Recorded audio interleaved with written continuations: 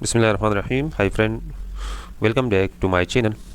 ट्रेवर्स का जो सीरीज़ हमने शुरू किया है, इसके आज की वीडियो में हम बात करते हैं पार्ट 2 के बारे में।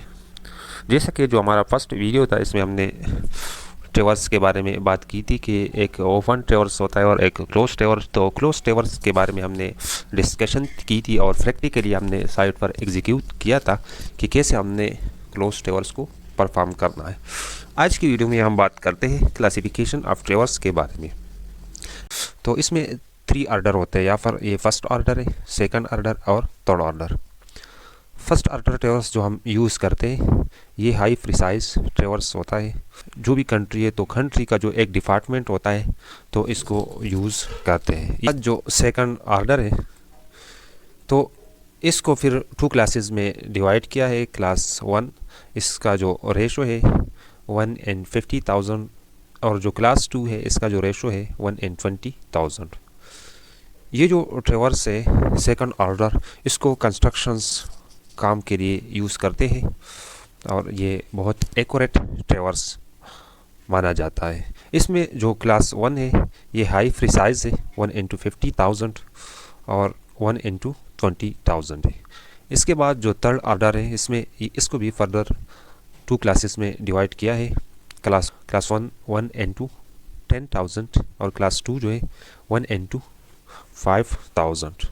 कई कंट्रियों में इसका भी यूज़ होता है, लेकिन इसका जो यूज़ होता है उन प्रोजेक्ट में इसका यूज़ ज़्यादा होता है जिसका इंटर कनेक्टिविटी बाकी चीज़ों से इतना नहीं हो, कम हो। ये लो क्लास ट्रेवर्स होते हैं।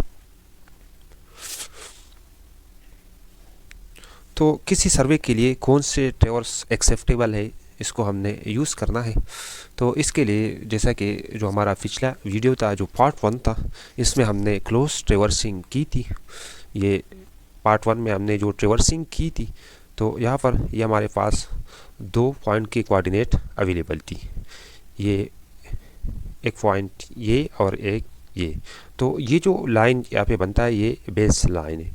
तो ये जो फर्स्ट पॉइंट है, या फिर ये जो पॉइंट है जो पीटी नंबर 1 है, इस पर हमने इंस्ट्रूमेंट को सेट किया था और इससे हमने जो बैक साइड है इस पॉइंट से ली थी, ठीक है। फिर इसी के बाद जो PT2 है, तो यहाँ पर हमारा जो इंस्ट्रूमेंट है वो सेट था। यहाँ पर हमने जो फोर्थ साइड ली थी ऑब्जर्वेशंस की मदद से, तो ये इसके कोऑर्डिनेट है, ईस्टिंग और नॉर्थिंग। फिर जो इंस्ट्रूमेंट है इसको हमने यहाँ पे शिफ्ट किया और यहाँ से जो इंस्ट्रूमेंट है इस पॉइंट पर हमने सेट किया। फिर इस पॉइंट से हमने बैक लिया और यहाँ पर एक फोर्थ साइड हमने लिए ऑब्जर्वेशंस के मदद से। इसी तरह ये जो सिलसिला है इसको हमने कंटिन्यू यहाँ तक हम आ गए, ठीक है, वापस। तो फिर इस पॉइंट पर हमने इंस्ट्रूमेंट को शिफ्ट किया, इसके सेंटरिंग की, इसके लेवलिंग, और फिर यहाँ पर हमने एक फोर्थ साइड दिया है। फिर यहाँ से इंस्ट्रूमेंट को यहाँ पर शिफ्ट किया, यहाँ पर एक फोर्थ साइड, और इसी तरह लास्ट में यहाँ पर जो इंस्ट्रूमेंट हमने सेट किया, तो यहाँ पर जो हमारा फर्स्ट पॉइंट था, जिस पॉइंट पर जो इंस्ट्रूमेंट हमने सेट किया था, तो यहाँ पर ये हमारा जो है लास्ट रीडिंग हमने यहाँ पर ली थी, ठीक है। तो ये जो क्लोज ट्रेवर्स, जैसा कि पहले मैंने आपको बताया कि एक क्लोज सर्किट होता है जिसका जो फर्स्ट पॉइंट और लास्ट पॉइंट ये एक ही होता है, ठीक। अब इसमें हमने अभी चेक करना है कि हमारा जो ट्रेवर्सिंग है ये कौन सी ऑर्डर में आता है। अगर इन तीनों में से एक भी ऑर्डर, ज़्यादातर तो कंस्ट्रक्शन में जो हम यूज़ करते तो सेकंड ऑर्डर ट्रेवर्स हम यूज़ करते, तो हमने इस पे फोकस करना है। अगर हमारा जो यहाँ पर अगर देखा जाए क्लास 2 में, अगर हमारा जो एक्यूरेसी वैल्यू है ये 1/20,000 से अगर लेस आता है तो इस ट्रेवर्स को फिर हमने अगेन करना है, ठीक है। अगर इसके ऊपर ये आता है 120,000 से, जितना भी अगर ये ज़्यादा आ जाता है तो इतना ही हमारा जो ट्रेवर्स है इसकी जो एक्यूरेसी है वो बढ़ती है, ठीक है, क्योंकि ये जो ट्रेवर्स है ये अच्छा ट्रेवर्स गिना जाता है। तो अभी हमने चेक करना है। तो इसको चेक करने के लिए मेरे पास यहाँ पर एक फार्मूला है कि हमारे पास जो टोटल लेंथ है, जो टोटल डिस्टेंस है, यहाँ पर ये जो फर्स्ट पॉइंट है जिस पॉइंट पर हमने इंस्ट्रूमेंट को सेट किया है, जो हमारे पास जो ओरिजिनल कोऑर्डिनेट होते हैं, तो यहाँ से हमने स्टार्ट करना है। और ये जो लेंथ है, तो यहाँ पर ये आप देख सकते हैं कि पॉइंट फर्स्ट से पॉइंट सेकंड तक जो टोटल लेंथ है ये 15.257 मीटर का है। तो इसी तरह ये जितना भी हमारा जो लेंथ बनता है इन पॉइंटों के बीच, तो ये लेंथ जो है इसको मैंने यहाँ पर कैलकुलेट किया है।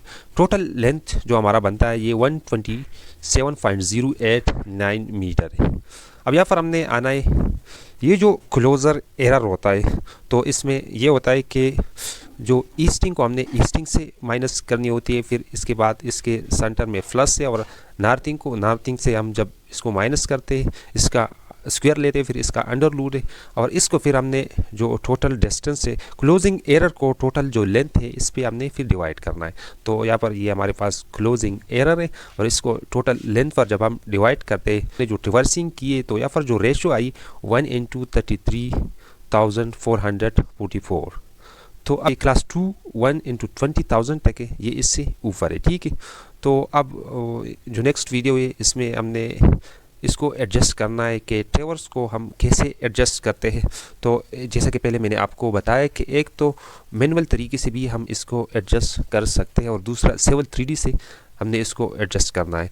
जो नेक्स्ट वीडियो है इसमें हम बात करेंगे कि सिविल 3D से ये जो एरर यहाँ पे आया है तो इसको हमने कैसे एडजस्ट करना है। यहाँ पर ये मैं आपको दिखाता हूँ, जो ओरिजिनल हमारा जो पॉइंट है ये वाला पॉइंट है, ठीक है, और अभी जो नया पॉइंट आया ट्रिवर्सिंग के बाद तो ये पॉइंट है।